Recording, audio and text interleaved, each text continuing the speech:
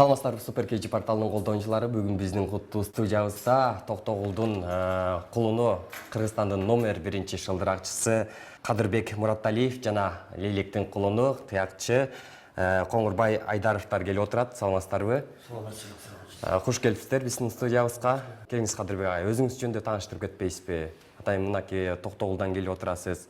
Негизи эле Токтогулдан көп таланттар чыкканын билебиз. Анан ушул музыкага болгон кызыгууңуз канча жашыңызда пайда болду эле?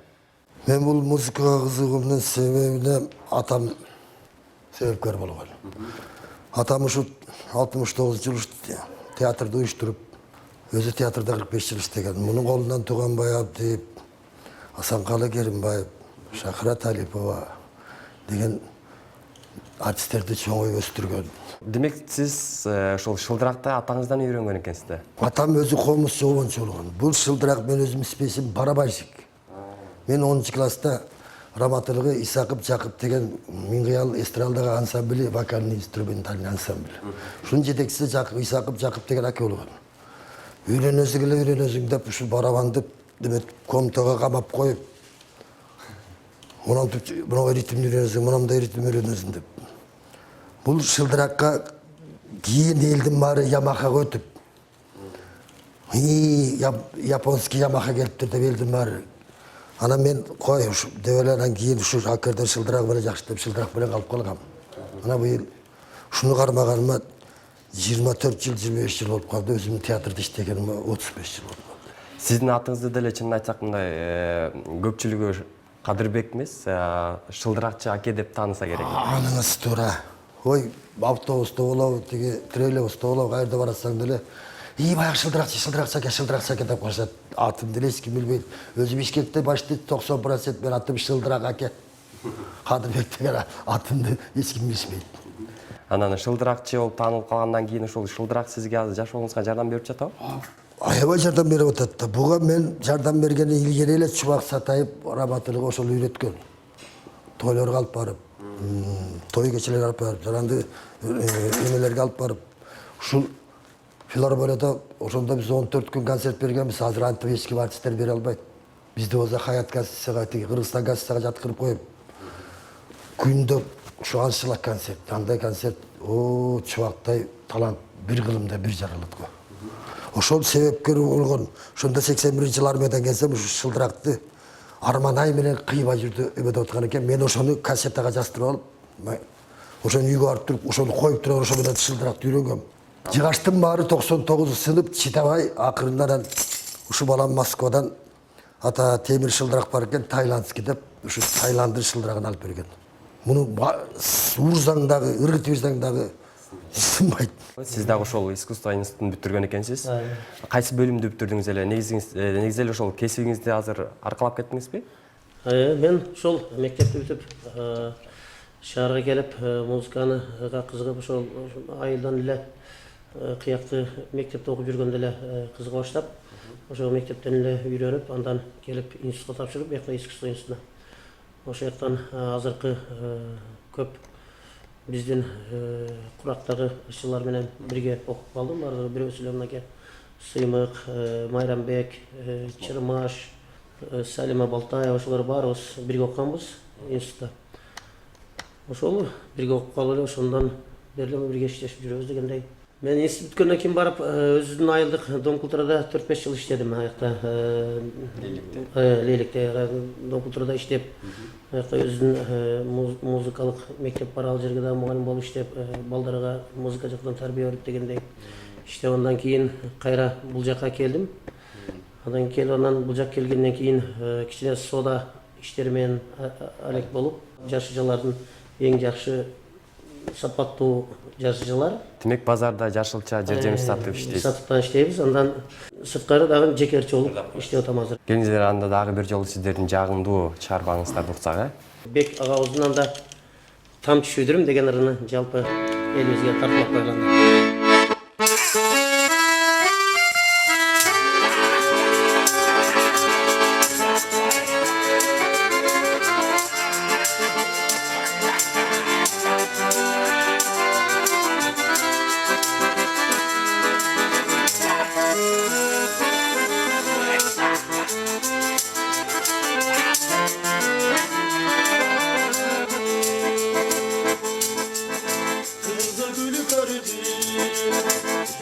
garip aldım. Sevdikleri kayıp, yarın aldım. Gözetleri kandırmasınlar. Kayıplar uçan, ayrılmasınlar. Kalktı kamçı, kalkıştı. Kanadına tepkilenirdi. Kanta kanca sulu kızlardı. Gözlerine kölgek olur. Gözlerine kölgek olur. Gözlerine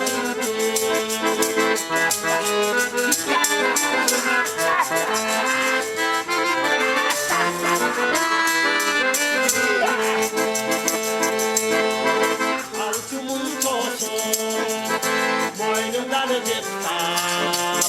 Ölmüşüm kayıp, halkım gönül kaldı, harman olur. Baygın olur. Kalktı kamçı, kalkışırdı. Kanadına destekliyordu. Arkadanca sulu kızlardı. Gözlerine kölgek olur. Gözlerine kölgek olur. Gözlerine attırırdı. Kalktı kamçı, kalkıştırdı. Kanadına destekliyordu. Arkadanca sulu kızlardı. Gözlerine kölgek olur. Gözlerine kölgek olur. Gözlerine attırırdı. Gözlerine attırırdı.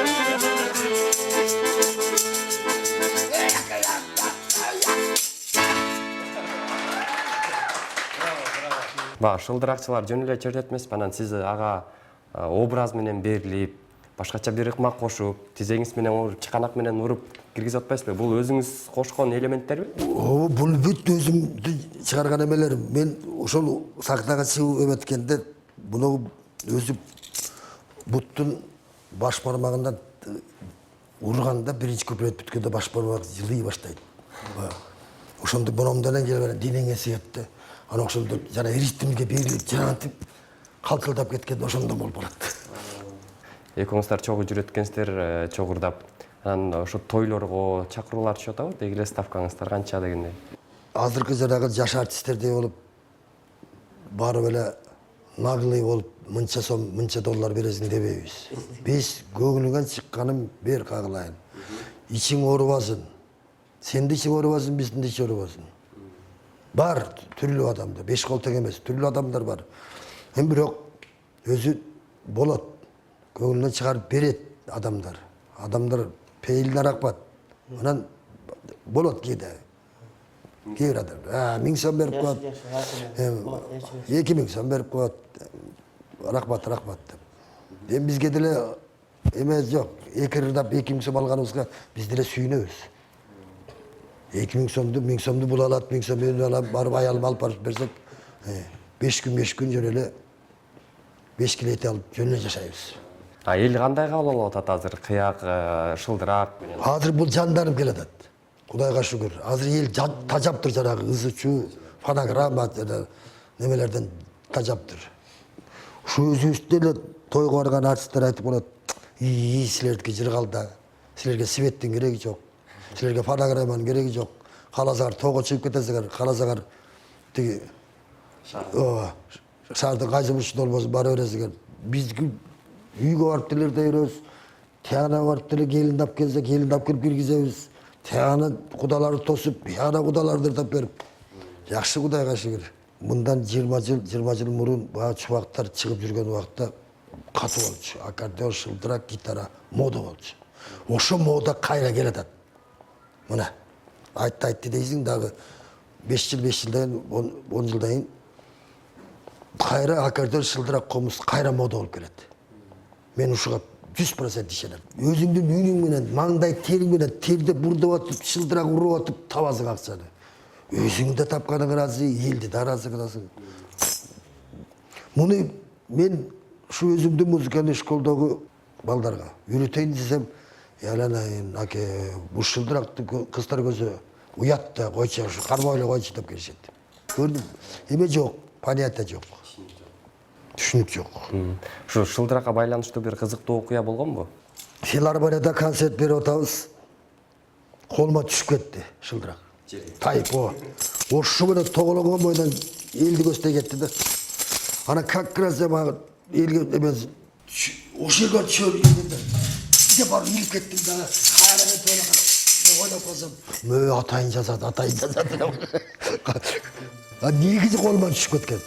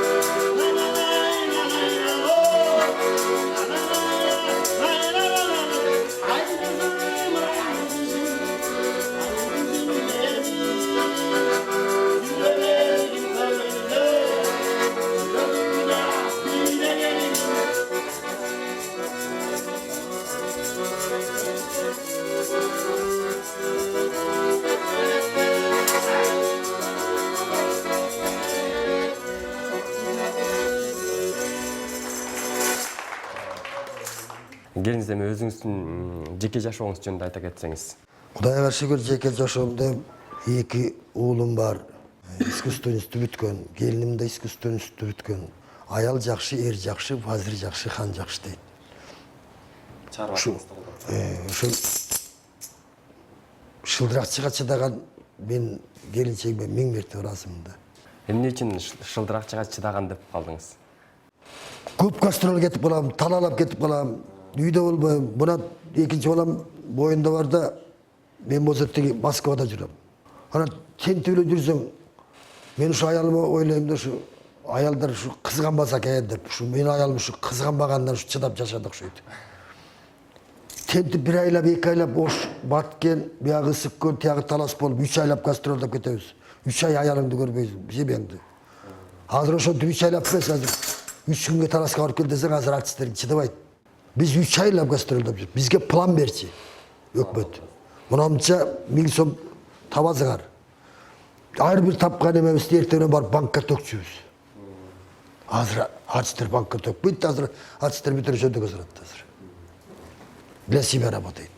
Жеке жашооңуз жөнүндө айтып кетиңиз, сиз дагы тааныштырып. Институт бүткөндөн кийин үйлөнгөнбүз. Азыр ошол биринчи аялым менен эле жакшы бактылуу жашап атабыз. 4 балам бар, 2 кыз, 2 уул дегендей. Алар дагы чогулумда атабы? Алар дагы азыр мектепте окууда эми, алардын чоңоругунду көрөбүз эми буюрса. Супер KG порталынын колдонуучулары дагы бир шиңгилер ырдап берсе экен деп турса керек, албетте. Келиңиздер, анда дагы бир жолу сиздердин жагымдуу чыгармаңыздарды уксак, Бек Борбиевдин Делбирим деген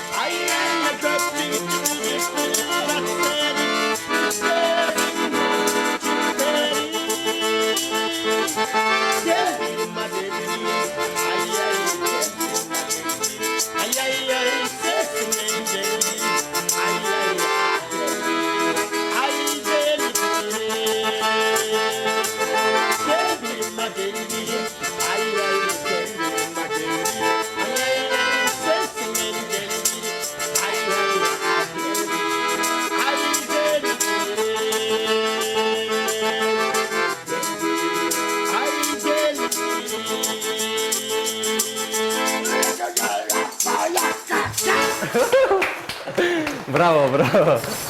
Мынакей ушул шылдырак менен канча жылдан бери өнөр көрсөтүп келаткан экенсиз да? Анан наам берилди сизге, кандай эл артисти, эмгек сиңирген деген. Ой. Наамды 35 жыл иштеп ала албагандан кийин Ырысбай акем айткандай кереги деле жок. Эл билет. Эл давно эле берип койгон. Элге миң мерте ошо Кудайга шүгүр рахмат. Билбейм кимге кандай. Мен ушундай нерселерге кызыкпап турмун дагы. Эмгек сирген артисти алам анан минтем антем деп. Өзүмдүн боштугума окшойт го. Биздин студияга келип берип, убактыңыздарды бөлүп, ушундай жагымдуу чыгармаларды аткарып бергениңиз үчүн дагы бир чоң ыраазычылык билдиребиз. Эми Максатбай бул Кыргызстанда эмес бул. Бүт Москвадан бүт Россиядан берки, бүт Америкадан берки эң белгилүү гезит. Биз жакшы буну калтырбай жума сайын окуйбуз. Ушу супер инфонун жааматына, жалпы жааматына бардыгыңарыздарга ден соолук, узун өмүр, бакыты таалай, бар болгула, бай болгула, дагы көп тираштар чыга берсин.